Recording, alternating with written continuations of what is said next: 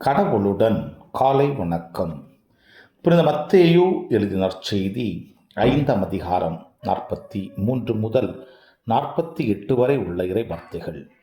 அக்காலத்தில் இயேசு தம் சீடரை நோக்கி கூறியது: உனக்கு அடுத்திருப்பவரிடம் அன்பு கூர்வாயாக, பகைவரிடம் வெறுப்பு கொள்வாயாக என கூறியிருப்பதை கேட்டிருக்கிறீர்கள்.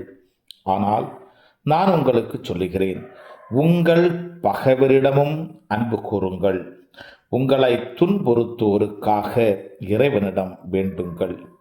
இப்படி செய்தால் நீங்கள் உங்கள் விண்ணகத் தந்தையின் மக்கள் ஆவீர்கள். ஏனெனில் அவர் நல்லோர் மேலும் தீயோர் மேலும் தன் கதிரவனை உதித்தரச் செய்தார்.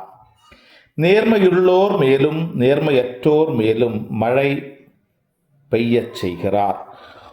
உங்களிடத்தில் அன்பு செலுத்துவோரிடமே நீங்கள் அன்பு செலுத்துவீர்களானால் உங்களுக்கு என்ன கைமாறு கிடைக்கும்? வரி தண்டுவோரும் இவ்வாறு செய்வதில்லையா? நீங்கள் உங்கள் சகோதரர் சகோதரிகளுக்கு மட்டும் வாழ்த்து கூறுவீர்களானால் நீங்கள் மற்றவருக்கு மேலாக செய்து விடுவதென்ன? பிற இனத்தவரும் இவ்வாறு செய்வதில்லையா? ஆதலால் உங்கள் விண்ணகத் தந்தை நிறைவுள்ளவராய் இருப்பது போல நீங்களும் நிறைவுள்ளவராய் இருங்கள். கிறிஸ்துவின் நற்செய்தி.